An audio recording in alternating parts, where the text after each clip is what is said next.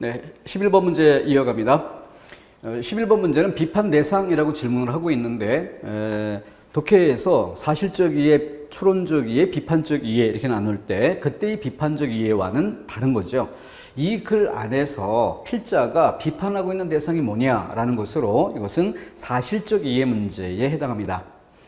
비판적 이해라고 하는 질문 양상은 글 자체에 대해서 독자 입장에서 자기 생각이나 독자 개인의 생각이거나 아니면은 사회적 통념 이런 것들에 기대어 그 대상이 되는 글 자체를 평가하는 이런 양상이 될 때 비판적 이해가 됩니다. 이것은 내용 자체를 파악하는 이런 문제가 되죠. 선택지의 핵심적인 대상들, 채식주의자, 식육 생산의 실상, 식육 생산, 그래서 채식, 식육, 그래서 대략 어떤 내용이 나올까 가늠해 볼 수 있고, 동물을 먹는 행위, 그리고 폭력적 이데올로기. 그러면 여기에서 1, 2, 3번이 유사 내용을 다루고 있는 것에 비해서 폭력적 이데올로기, 여기는 이데올로기를 다루고 있기 때문에 조금 이질적인 그런 내용이죠. 자, 따라서 글 안에서 채식주의자 또는 식육생산, 동물을 먹는 이런 내용을 다루는 부분과 그것과 달리 이 폭력적 이데올로기에 관한 내용은 들어있는지 아니면 들어있지 않은 내용을 선택지가 담은 것인지 그 위치를 파악하는 것이 먼저 필요하겠습니다. 자, 맨 앞에 들어가면은 폴 맥카트니에서 비틀즈 멤버의 그 이야기를 끌어들임으로써 독자들이 조금 더 관심을 갖고 글을 읽게 만들려는 그런 의도가 될 수 있죠. 인용에는 과학자라든가 해당 분야의 전문가라든가 이런 사람들의 말을 인용함으로써 그 다루고자 하는 내용의 그 신빙성을 높이려는 이런 방법들이 많이 쓰이죠. 여기는 그런 것들보다는 어떤 정서적인 호감 이런 것들을 자극하려는 이런 의도가 있다고 볼 수 있습니다. 자, 폴 맥카트니는 도축장의 벽이 유리되어 있다면 모든 사람이 채식주의가 될 거라고 말한 적이 있다.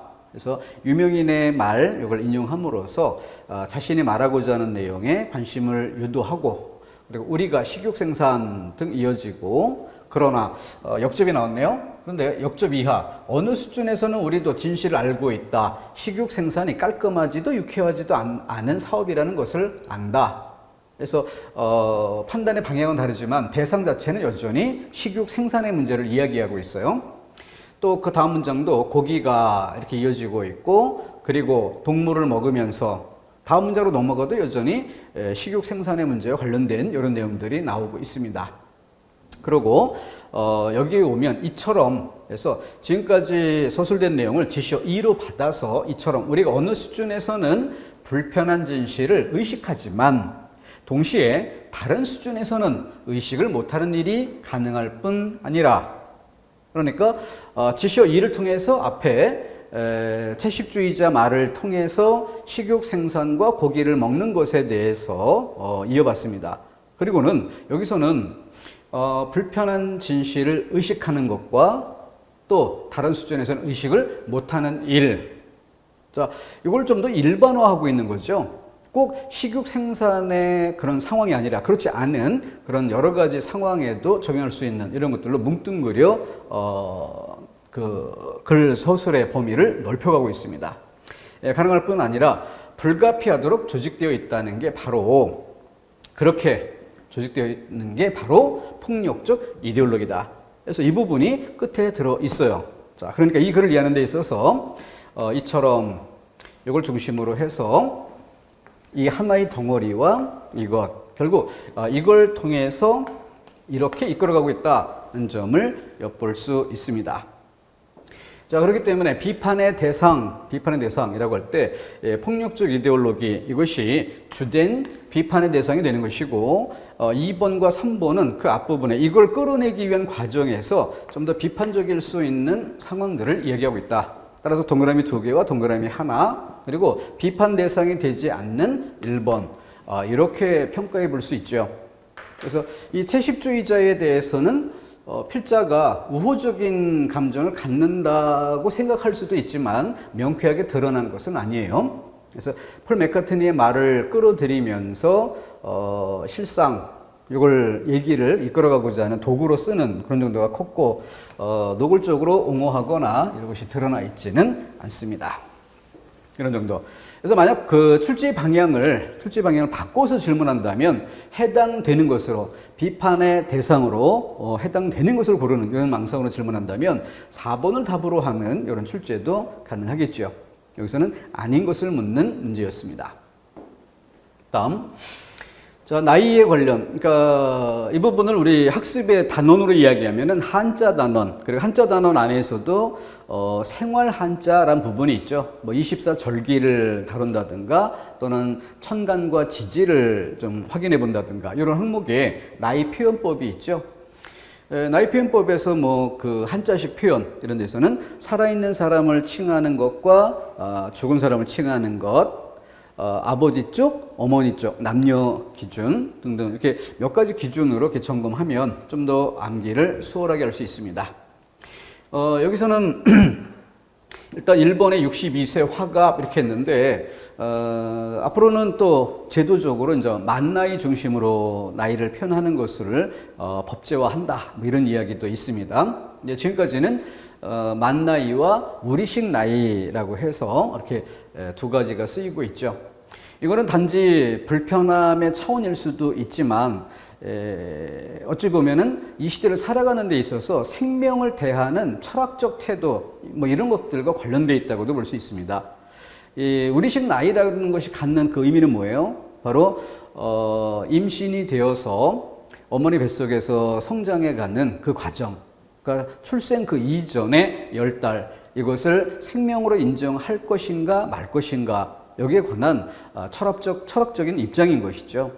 그렇기 때문에 단순히 우리식의 나이 표현법이 낡은 방식이고 뭐 서양식 그 만나이를 말하는 게 그 발전된 것이냐 이렇게 생각할 것은 아닙니다. 어쨌든 두 가지가 혼용된다는 것은 좀 불편한 부분은 분명히 있어요. 그렇지만 이것을 꼭 과학적이다 비과학적이다 이런 식으로 판단할 일은 아닌데 싶습니다. 자, 어쨌든 지금 이 부분과 관련지어서 가장 중요한 잣대가 될 수 있는 것이 만 60년.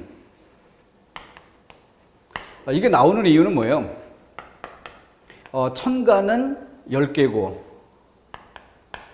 지지는 12개고 그러다 보니까 1대1로 짝을 짓다 보면은 이렇게 천간 10번째 것이 지지 10번째 것과 짝을 이룰 때 지지에는 아직도 2개가 남아있게 되는 거죠.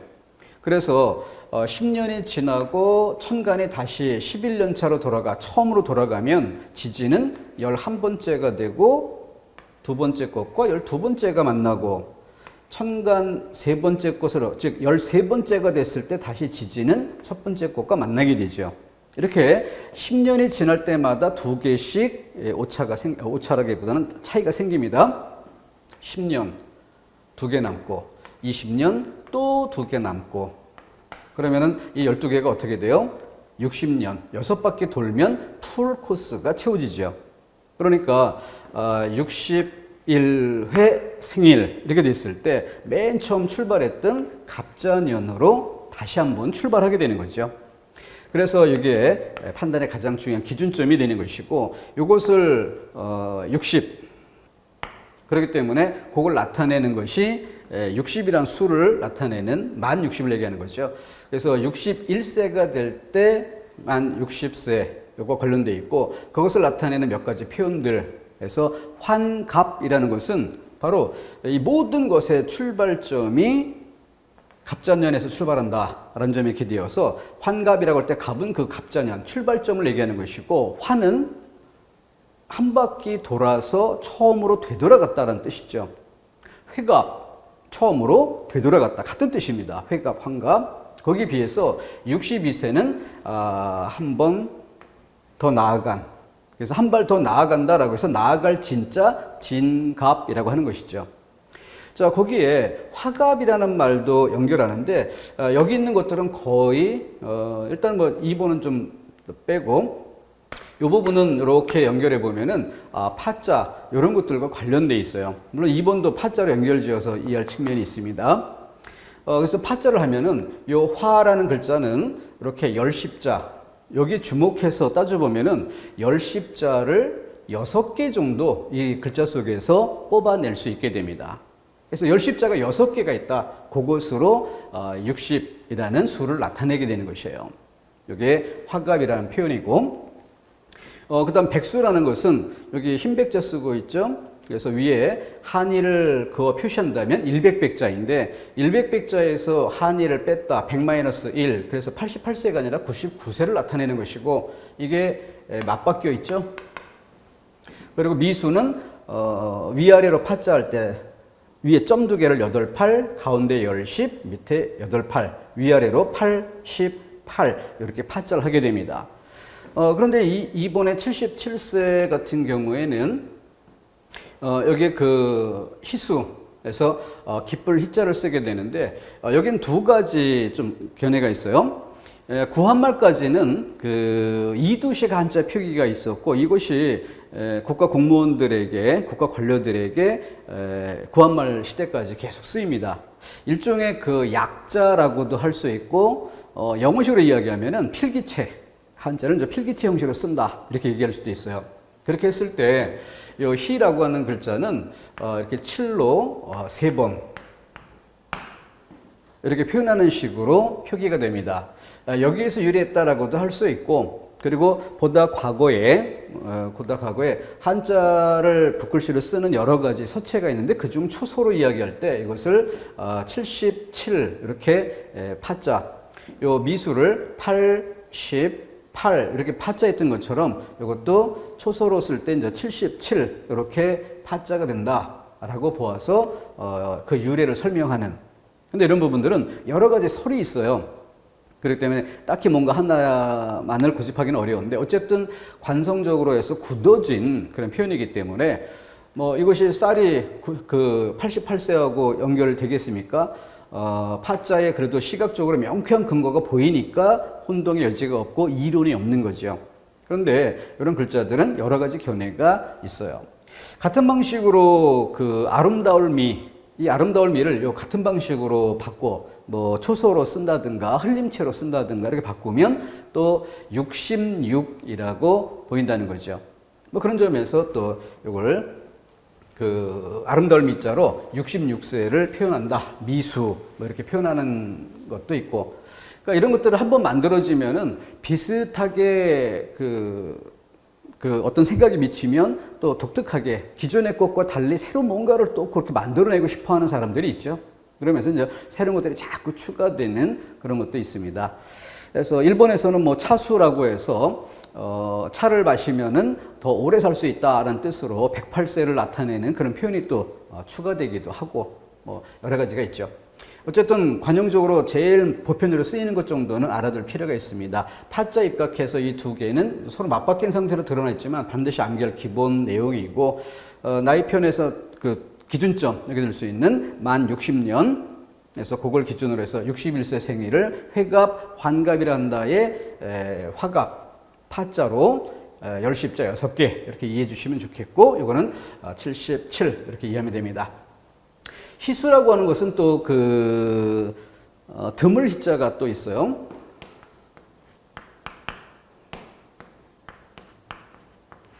드물 희. 그래서 이거는 고희. 그래서 그 두보의 시에서 유래하는 표현 등등 나이 표현법들에서 이제 꼭 나오는 하나의 고전 문학을 공부할 때 꼭 알아야 할 기본 상식 요 정도에 해당되는 거죠. 그래서 인생 70 고래희, 사람이 살기에 70을 산다는 것은 옛부터 어려운 일이었다는 표현에서 등장하는 것이고, 그래서 희수라고 또 70을 이야기하는 표현이 있습니다. 그래서 기쁠희는 77이지만 드물희를 쓴 것은 고희와 같은 뜻으로 70세를 이르는 표현이다. 이것도 덧붙여 두면 좋습니다. 다음 맞춤법.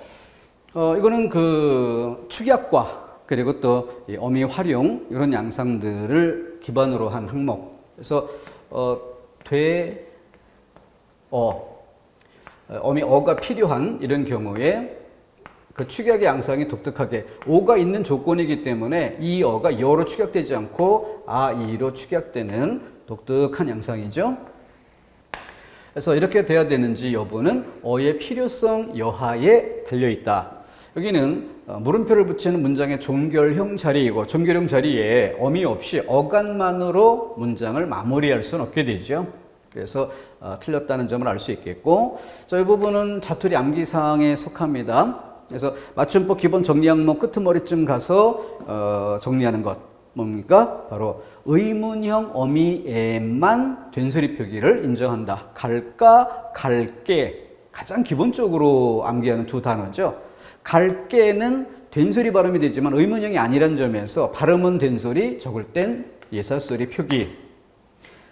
갈까 의문형, 물음표 붙일 수 있는 의문형이기 때문에 된소리 그대로 표기도 쌍기역 대비하는 부분이죠. 3번 기본형을 밝혀봐야죠. 기본형이 뭐예요? 돕다. 돕다이기 때문에 거기에 어미 활용을 할 때 고가 필요하다면 돕고라고 붙이면 되죠. 여기서 우의 필요성, 우는 필요한 것인가 라는 점. 그래서 이와 같은 것들 따졌을 때 특별한 이유가 없다면 들어올 이유가 없다.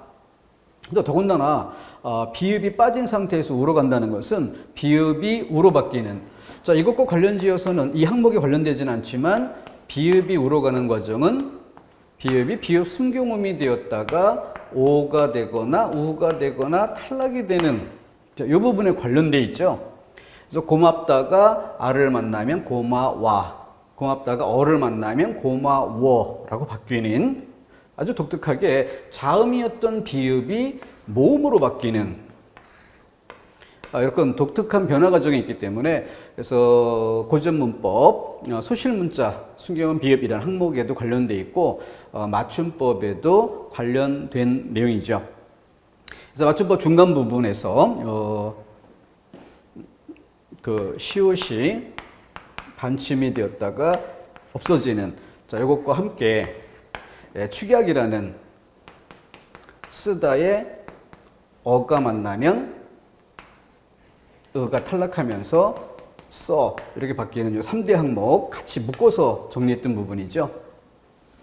그래서 그렇게 정리해야 될 부분이 있으니까 우리가 기본적으로 해야 되는 틀 안에서 출제가 된 것이다. 그래서 출처가 분명한, 또 점검이 확실히 돼야 하는 기본 항목이라고 이 문제를 평가해야겠습니다. 다음, 밑줄진 단어의 품사가 다른 품사 문제가 또 한 번 출제가 됐어요. 그래서 가장 기본적으로 판단하는 기준이 뭐예요? 바로 이렇게 밑줄친 단어 뒤에 고생, 그럼 체언보다 앞에 있으면 일단 문장 성분이 관용어라는 점을 전제로 해서 관용어 안에서 그 자체로 관용어를 이루는 관용사, 동그라미 1번 자리인지, 그러니까 여기도 역시 품사와 성분의 관계표, 이게 전제가 되어 있어야죠. 동그라미 2번 자리, 동그라미 3번 자리 셋 중 뭐냐 이걸 판단하는 것이고, 여기는 바로 이것이다. 그 앞에 바로 띄어쓰고 있죠. 성분을 먼저 판단하고, 자, 여기는 아주 독특하게 인천으로 갔다 마침표, 그리고 한 다음에 뒤에 배를 탔다. 그러니까 이거는 문장과 문장 사이에 끼인 이런 위치라는 점을 주목해야 되겠습니다. 4번은 상대적으로 아주 잘 드러나 있죠. 웃는다라는 용언이 있고 그 앞에서 꾸미는 방식. 따라서 부사어란 성분 중에서 부사, 성분을 따지는 게 아니라 품사를 따지는 거니까, 그러니까 부사어 중에서 그 6, 7, 8 중에 동그라미 6번 자리에 부사, 제일 명쾌하게 드러나는, 이걸 출발점으로 해보면, 그러면은 앞쪽에 3번은 어떻게 평가할 수 있겠습니까? 바로 문장과 문장을 이어주는 독립어 자리. 그런데 이 부분이 바로 그 부사 관형사하고는 다르게 부사는 성분 부사도 있고 문장 부사도 있죠. 관형사보다는 조금 더 탄력성이 커요. 그래서 문장 부사, 문장 전체를 꾸미는 그런 역할을 하게 되는데, 이거는 문장과 문장 사이에 좀 독립적인 이런 성격이 강한 연결어 부분을 이야기합니다.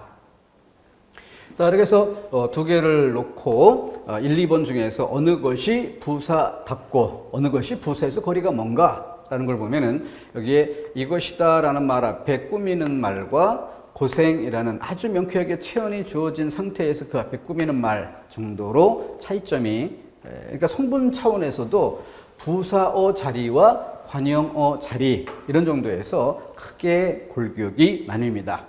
그런 점에서 좀 더 수월한 면이 있다라고 평가를 해야 되겠죠. 참 여기 그 답을 삼각형으로 표시하는 건 평소 늘 강조했던 거 기억하십시오. 틀린 거 고를 때는 그 답을 X로 표시해주고 맞는 거 고르는 문제에서는 동그라미를 표시해서 우리가 그 항목을 중시하더라도 X로서 본 건지 동그라미로 본 건지 이렇게 나머지와 다른 맞고 틀리는 것의 문제가 아니라 차이가 있다는 점을 답으로 한 것인지 다시 한번 챙기도록 해야 되겠습니다. 다음 띄어쓰기. 창조적 독해가 현실적인 문제 해결 방안으로 여기는 명사가 이어지는 형태이기 때문에 균일하게 띄어쓰거나 아니면은 같은 레벨인 경우 붙여 쓸 수도 있죠. 활용될 수밖에 없다라고 할 때 활용될 용언의 관용사형이기 때문에 의존명사 띄우는 것이고 그런데 뒤에 밖에라는 것은 의존명사와 밖에 이 연결관계를 고려할 때 붙여 쓸 조사 이렇게 봐야 되겠죠. 물론 안과 밖이라는 이런 의미로서 실내와 실외라는 실외를 뜻하는 그런 경우라면은 그 자체가 채워내고 그 뒤에 조사가 붙는 것으로 볼 수 있지만 지금 이와 같은 경우는 앞에 의존명사가 있기 때문에 그 뒤에 이 밖에는 바로 수 뒤에 붙이는 조사라고 판단할 수 있게 되는 겁니다. 다음 사선 오해로 철수가 나하고 사이가 멀어졌다. 그래서 여기는 약간 좀 어색하게 느껴질 수도 있을 거예요. 그래서 내가 철수와 이렇게 바꿔 쓸 수도 있겠지만 그거는 바꿔 쓸 수 있는 가능성의 문제고 어쨌든 이 자체로서는 크게 문제가 되지 않는 것입니다. 여기서는 아는 체하는 여기 한번 점검을 할 만한 포인트가 나오죠. 그래서 알다 관용사형으로 해서 체하다 그리고 뭐뭐 하는 것을 보니 것을 이걸 준말로 걸 축약한 형태가 되죠. 그리고 공부 깨나 해서 공부 깨나 붙였을 조사. 그런데 좀 다르게 써서 공부를 꽤 했다. 이런 식으로 분명히 나올 만한 이런 문맥이 되면은 띄어쓰는 형태가 되겠죠. 근데 이거는 이와 같이 쓰이다가 점차 굳어지면서 아예 조사처럼 굳어진 경우 더군다나 앞에 분명 체언의 형태로 드러나 있기 때문에 그리고 꽤 등의 형태가 아니라 소리 나는 대로 변형된 형태인 깨나 이 모습을 볼 때 앞에 붙여 쓰는 조사라는 점을 확인하는 데는 크게 무리하지는 않습니다. 여기는 가장 기본적으로 가는 김에 가는 용언의 관용사형 뒤에 의존명사 김 띄어쓰는 것 좀 더 쉽게 구별이 되죠. 그래서 아주 쉽다고도 말하기는 좀 그렇지만 그렇다고 해서 아주 어려운 정도를 다룬 것은 아니다. 다음 16번 작품 감상의 관점. 문학 일반론의 이론을 토대로 하는 그런 질문이죠. 사실 이론적 개념으로 정리하는 것이라서 독해에서는 주된 포인트가 뭐냐라는 것을 점검하는 데 큰 시간이 걸리는 그런 문제는 아닙니다. 문학 작품을 대상으로 해서 이것을 둘러싸고 있는 주변 환경, 이것을 고려할 때 외재적 관점이라 하는 것이고 이걸 배제하고 문학 작품의 언어적 특성 등만 그 자체만 따져보는 것을 내재적 관점이라고 하죠. 그 외재적 관점에는 작가를 고려하는 방법이 있고 이 작품 탄생의 배경이 되는 시대가 있고 또 독자를 고려하거나 아니면 그 작품을 읽히는 또 같은 말로 시대라는 말을 써볼 수도 있어요. 근데 분명 다른 것은 작품 탄생의 바탕이 되는 시대는 화살표를 이렇게 그려봐야 되겠죠. 이 시대를 바탕에 두고 작품이 탄생했다. 그리고 작품이 만들어진 이후 그 작품이 시대에 영향을 끼친다. 화살표 방향을 반대로 그릴 수 있을 겁니다. 그래서 이쪽에 있는 것을 반영론, 이쪽에 있는 것을 효용론, 시대에 영향을 끼치든 독자에게 영향을 끼치든 그 효용성, 그리고 좀 다르게 작가의 측면, 이걸 고려하게 작가의 의도성 이런 부분을 초점해 둘 때 또 이거는 표현론적 관점이라고 달리 구별할 수 있게 되죠. 이런 것과는 좀 접근하는 시각 자체가 전혀 다른, 이것과 매우 유사하지만 이거 매우 유사하지만 평가하는 그 시각 자체가 좀 차원이 다른 문제에 수용론적 관점이라는 경우가 있죠. 근데 서울시 시험에서는 이미 근 10여 년 가까운 시기 이전에 이미 수용론적 관점 이런 용어들까지 사용해서 다 출제가 됐던 바 있는, 그러니까 서울시 시험을 준비하는 수험생이라면 이거는 난이도 하로 가장 기본으로 깔고 가는 그런 문제로 평가해 볼 수 있겠죠. 자, 관련된 내용 한번 일반 그 국가직 준비할 때는 별로 살피지 않는 영역이라서 관련 얘기를 살짝 덧붙여 봤습니다. 그래서 반영론, 효용론, 표현론 가장 기본적인 내용이고, 객관론이라고 하는 거는 작품을 좀 더 객관적인 데이터 위주로 평가한다 이런 얘기인데, 사지 태기령을 위해서 넣어준 정도로 중심 학습 항목은 아닙니다. 보조축으로 이해해 주시면 되겠고, 자, 여기서는 나는 지금도 해서 나를 처음부터 드러내고 있어요. 독해 시간을 줄여주는 그런 효과가 있다고 볼 수 있겠죠. 무정 작품을 읽으면 가슴이 뜨거워지는 것을 느껴요. 첫 번째 문장부터 가슴이 뜨거워진다는 것은 뭐예요? 독자로서의 어떤 반응, 이걸 드러내주고 있는 거지. 그렇기 때문에 작품을 인용한 따옴표가 나온 부분은 세세하게 읽어볼 필요가 없이 따옴표가 있는 부분을 그저 쓱 가로로 묶어버리면 되는 거죠. 묶어서, 그래서 라고 부르짖는 부분에 가면 금방 내 가슴도 울렁거려 나도 모르게 네 하고 대답하고 싶단 말이야. 여기까지만 해도 충분히 드러날 수 있는데, 다시 한번 정리해서 이 작품은 이 소설이 어떤 1910년대 시대상을 반영한다, 이렇게 소설의 맥이 나오면 반영론적 관점인 거죠. 근데 1910년대 독자 이렇게 명시했어요. 그래서 독해에서 초점을 놓칠 위험성도 매우 적습니다. 독자들의 가슴만이 아니라 아직 강대국에 쌓여있는 21세기 우리 시대 독자들에게도 감동을 주고 있다. 그래서 그 효용론적 관점이 아주 쉽게 파악될 수 있었습니다. 다음 17번. 이 문제가 난이도가 좀 상대적으로 다른 문제들에 비해서 난이도가 높다 이렇게 얘기할 수 있는데, 우선 1번 같은 경우는 이 부분을 초점에 두고 이해를 해야 되는 것이죠. 주워서 버렸다. 휴지를 버리다. 이와 같이 용언이 하나만 나올 때 버리다는 분명 휴지를 손에 들고 있다가 이 버리는 동작, 이걸 분명히 표시합니다. 그때는 본용언이 분명합니다. 그런데 이 버리다라는 말이 그럴 때 쓰이는 게 아니라 진도를 끝내버렸다. 이렇게 쓸 때는 진도를 끝내다가 그 서술어이지, 버리다에는 어떤 심적인 부담감의 해소, 이런 정도의 뜻을 더해주는, 그러니까 보조 용언이라고 하는 것은 견주어 볼 때 항상 뭘 짝지었어요? 보조사를 짝지어서 어떤 뜻을 더해주는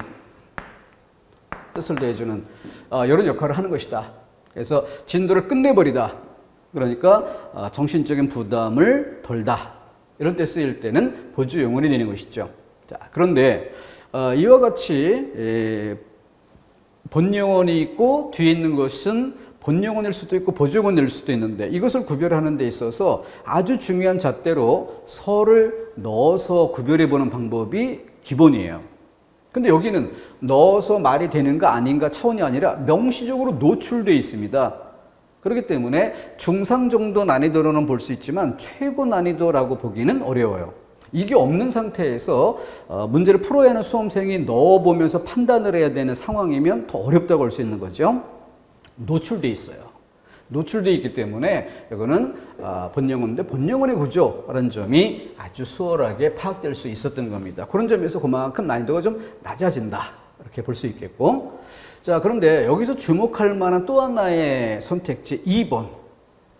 모르는 사람이 나를 아는 척한다. 자, 이때 맨 끝에 아는 척한다. 자, 의존명사에 하다 등이 결합돼서 하다, 쉽다 이런 것들이 있죠. 이렇게 결합이 되는 경우를 보조용언으로 다루게 됩니다. 보조용언으로 다루게 되는데, 여기서 또 하나의 특징이 있는 게 뭐죠? 보조용언이라면 그 앞에 본용언이 나와줘야 돼. 본용언이 나와줘야 되는데, 여기 보면 아는, 여기 의존명사가 쓰였다는 점 때문에 아는 이라는 것이 용언의 관용사형으로 그러니까 아주 간단하게 이렇게 괄호를 묶어버릴 수 있어요. 관형절로. 자, 그러면 문장 구조로 볼 때 아주 독특한 양상이 되죠. 본용언 없이 관형절이 보조용언을 꾸미는, 보조용언의 체온을 꾸며주는 이런 양상으로 구성된다는 거죠. 우리말 문장에서 아주 독특한 경우라는 거. 설명 안 했던 거 아닙니다. 설명을 이걸 어디서 했느냐 하면은 띄어쓰기 항목에서 용언의 관형사형 어미를 만난 구조인데 뒤에 보조용언인 경우와 붙일 수 있다라고 설명하는 부분이죠. 그래서 여기에 세 가지 패턴이 나란히 있었는데 하나는 본용언과 보조용언일 것. 두 번째, 이 사이에 들어가는 연결 어미로 어가 쓰일 것. 이 두 가지 조건이 충족되면 붙여 쓸 수 있다. 이게 허용이 되죠. 요거는 품사론 용언편에서 공부하는 내용입니다. 그럼 이와 관련지어서 띄어쓰기에서 공부하는 내용은 뭐예요? 이걸 전제로 해서 근데 이 사이에 특히 보조사 등등 문법 요소가 끼이면 붙일 수 없다. 그래서 먹어 보다 여기에 먹어는 보다 먹어도 보다 이렇게 문법 요소가 노출되면 붙일 수 없다. 이곳으로 공부하죠. 그렇게 공부하는 부분 나란히 다루던 내용이었어요. 요게 있고 하나 더 있었죠. 하나 더. 자, 하나는 요거고 하나는 요거고 문법 요소가 끼인 경우. 그럼 또 하나는 뭐였어요? 앞에 말이 합성 용언일 때, 합성 동사일 때. 앞에 말이 본용언이 합성 동사라면 이건 충분히 단어의 구조가 복잡하다. 충분히 복잡하기 때문에 뒤에 보조용언을 더 붙일 수 있을 만한 조건이 된다 해도 붙이지 말자. 왜? 너무 복잡해지니까. 그래서 이렇게 나란히 세 개를 묶어 설명했었던 거기에 출처가 있습니다. 그래서 이 부분이 우리가 핵심 강의 40강 그 핵심 강의 범위 내에서도 충분히 다루는 그런 내용이라는 점을 고려하면 난이도를 조금 더 낮게 볼 수 있는 여지가 있죠. 하지만 어쨌든 객관적인 양상 자체로 보면은 전체 내용 중에서 꽤 난이도 높은 난이도 최고 난이도의 문제 한 두세 개 뽑을 수 있는 그 정도의 이 문제가 있다. 이렇게 평가해 볼 수 있겠습니다. 아까 여기 했던 것처럼 서가 노출됐다는 건 그만큼 난이도가 낮다는 점 고려토록 하셔야 되겠습니다. 자, 다음 화랑도. 여기는 화랑도 두 번 쓰이죠. 여기는 길도자가 쓰이고, 자, 여기는 뭐예요? 두인변. 두인변이 있으면은 사람의 행동성 이런 것들을 나타내는 데 쓰이는 거죠. 그래서 두 번째 쓰이는 조직된 단체를 화랑도라 한다라고 해서 이 세 번째 글자 도는 앞에 설명이 되어 있어요. 화랑이라고 하는 단체, 화랑이라고 하는 무리, 이런 뜻이 한자만 보고도 알 수 있는데 친절하게 수식어로 알려주고 있고, 그럼 여기 대비해서 화랑도, 이건 뭐예요? 바로 쭉 설명을 했을 때 정신적 흐름을 말한다. 그래서 화랑의 정신이죠. 화랑의 정신. 자, 그렇게 돼 있고, 선택지 보면 용어 정의를 통해 자신의 체험담을 제시해 반론을 위한 전제, 통계적 사실, 일단 대충 봐도 통계적 사실은 드러나지 않고 반론을 위한 전제인가 필자가 드러낸 생각 그 방향 그대로 마무리하고 있죠. 드러나지 않고 자기 체험 요거 정도만 점검해 본다면은 1번을 답으로 확정하는데 큰 혼란은 없을 겁니다. 그래서 정답보다도 일단 이 문제에 대해서 이런 것들은 어느 단원에서 출제되는 문제예요? 국가직에도 출제가 됐던 것처럼 설명문이라는 문종, 그 문종 항목에서 설명의 방법 또는 좀 더 포괄적으로 범위를 넓혀서 이야기할 때 글의 전개 방법 이렇게 묶을 수 있는 부분이죠. 그래서 선택지 양상에 따라서 꼭 설명문만 전제하지 않고 논설문까지를 포함해서 그래서 설명문에 기반한 선택지 2개, 논설문에 기반한 선택지 2개 이렇게 섞는 문제도 가능하죠. 논증의 방법 또는 오류 판단 이런 것들도 한 문제로 통합할 때도 있습니다. 그 정도. 그러면서 이제 워낙 문제가 쉬웠기 때문에 관련된 것으로 이 한자 문제. 이런 것들에 관심을 가지면 그를 훨씬 더 빠르게 파악하는 그런 힘이 되기 때문에 권해보는 것입니다. 넘어갑니다. 시조 문제.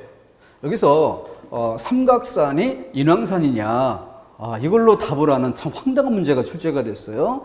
근데 이런 황당함은 그다지 이렇게 낯설게 생각해 볼 일이 아닙니다. 서울시 시험이 90년대 말 처음 독립된 시험으로 분리가 됐어요.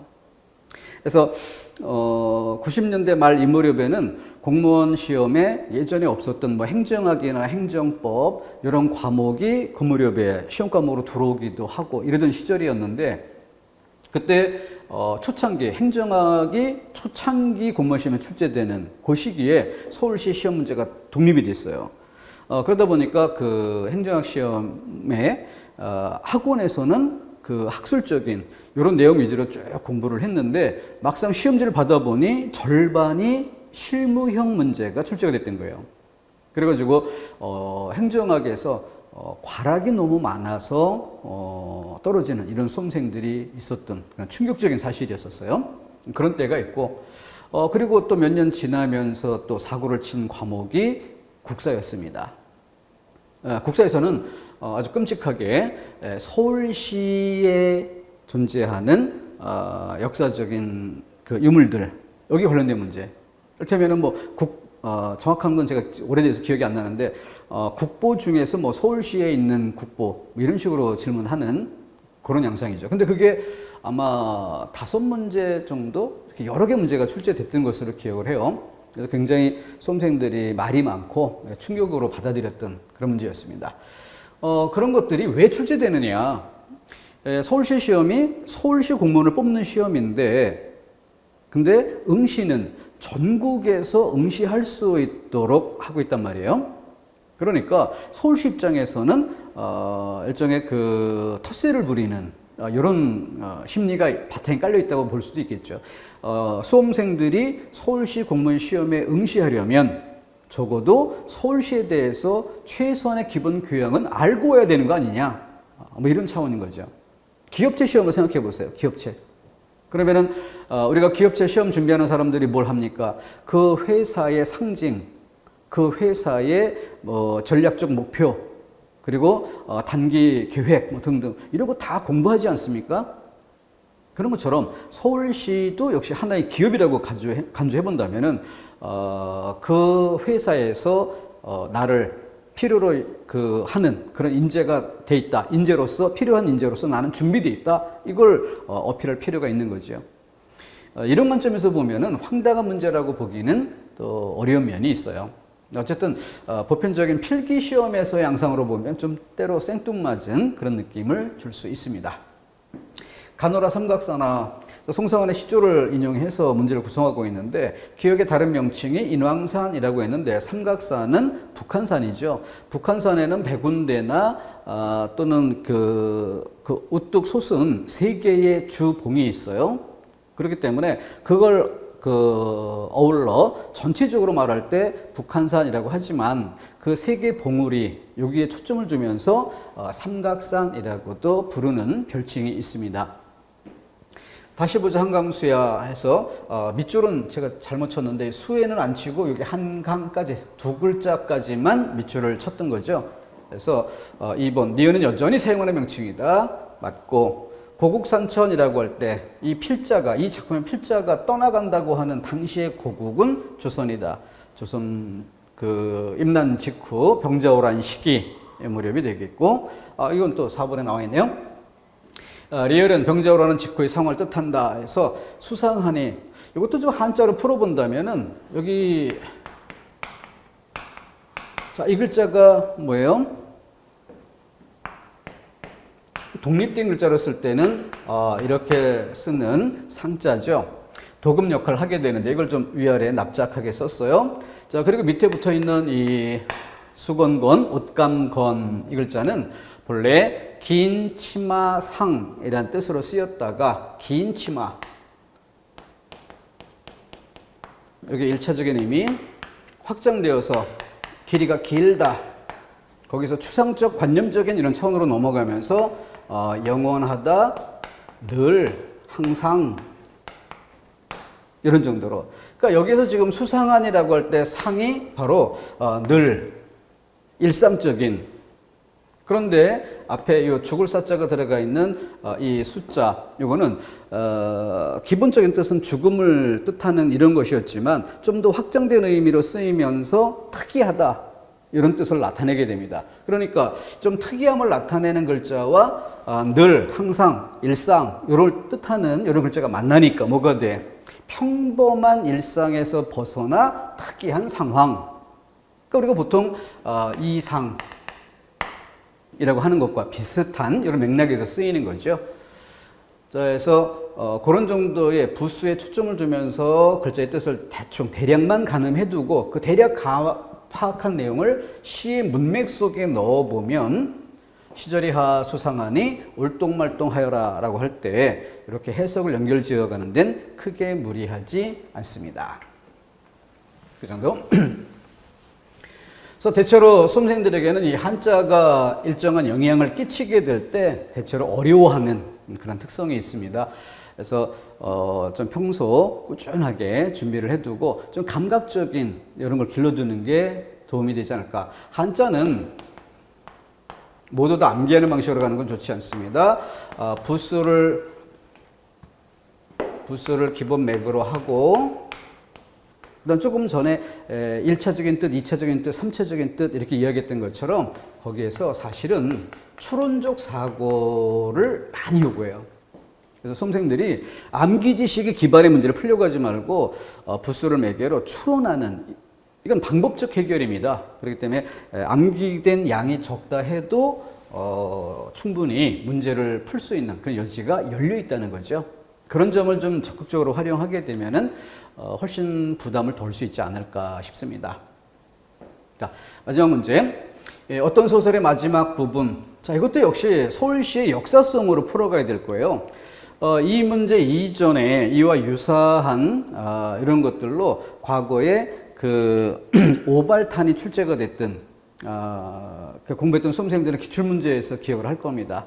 그래서 거기도 이것과 똑같이 출제를 했었죠. 그래서 다음 괄호 안에 들어갈 이라고 하면서 플러스 난이도를 좀 낮춰주려고 작품의 제목이 되는 이렇게 던졌던 거죠. 그래서 택시 기사가 손님을 태우면서 오발탄 같은 손님을 태웠어. 자기 갈 곳도 모르게 하는 그 구절에서 괄호를 넣고 질문했던 바로 그 문제를 한번 같이 상기하고 연결 지어 볼 일입니다. 더군다나 이 문제는 뭐 여기서 지금 그 전체적인 맥락 이런 것들을 볼 때 뭐 거제도 헷갈리는 사람이 있을까 모르겠네요. 배경지식이 전혀 없다면 다 헷갈린다고 할 수도 있겠지. 근데 무진기행 아까 60년대 문학사를 묻는 그런 문제도 있었는데 64년에 발표가 됐던 작품이죠. 그래서 당시 그 시대상을 좀 그리고 그때 젊은이나 당시를 살아가던 이런 사람들이 느끼는 어떤 정신적인 혼란 등등 뭐 이런 것들을 작품을 통해 간접적으로 맛볼 수 있었던 그런 내용입니다. 이 작품 속에서는 서울과 대비되는 그런 공간으로서 무진, 서울이 일상이며 현실적인 그런 삶의 세계라고 한다면 그곳으로부터 벗어나 있는 그래서 이 부분을 좀 더 몽환적인 분위기로 그려냈던 그런 작품이죠. 그래서 공간을 대비하면서 거기에서 그 주인공의 심리라든가 또는 삶의 태도 이런 것들도 서로 대비가 될 수 있게 배치했던 이런 내용이었습니다.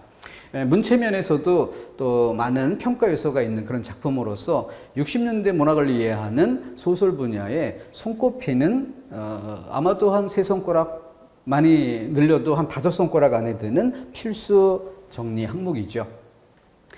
그런 점에서 이 문제 자체의 양상만 놓고 보면 생뚱맞기도 하고 괄호 안에 소설 지문 안에 괄호를 넣는 특정한 단어를 넣는다라고 하는 것 자체가 굉장히 어려운 이런 문제처럼 여겨질 수도 있지만 그러나 앞서 다른 문제에서도 얘기했듯이 서울시 시험의 과거의 전리 이런 것들을 놓고 볼 때 그렇게 어려운 정도는 아니고 또 여기 인용되어 있는 작품 자체의 역사적 위치 문학사가 전혀 고려되지 않는 시험도 아니고 문학사를 중시해왔던, 늘 중시해왔던 그런 서울시라는 점을 고려한다면 그러면 수험생은 이 정도를 준비하는 것은 기본적인 범위 안에서 했어야 할 정도다.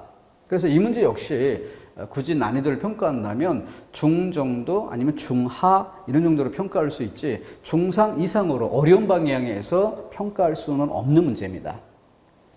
그렇게 해서 이해해 두시고 다시 한번 전체적인 흐름을 고려하면서 서울시 시험이 바뀔 수도 있어요.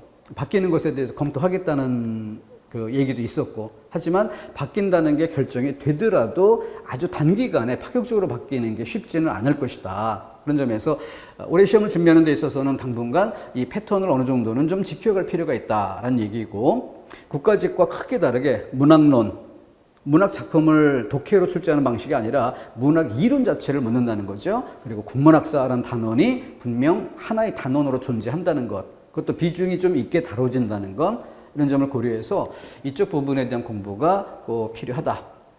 따라서 국가직 또는 기타 지방직 시험을 보는 시기와 서울시 시험을 보는 시기를 잘 고려해서 1년 내내 공통된 부분 중심으로 학습을 진행하다가 서울시 시험에 응시할 거라면 그 직전 한 2달 정도는 서울시만을 위한 국어에서는 문학론과 국문학사론을 따로 그 시기에 집중적으로 공부하는 이런 시간 배분이 필요하겠습니다. 이 정도로 1달러 찍겠습니다.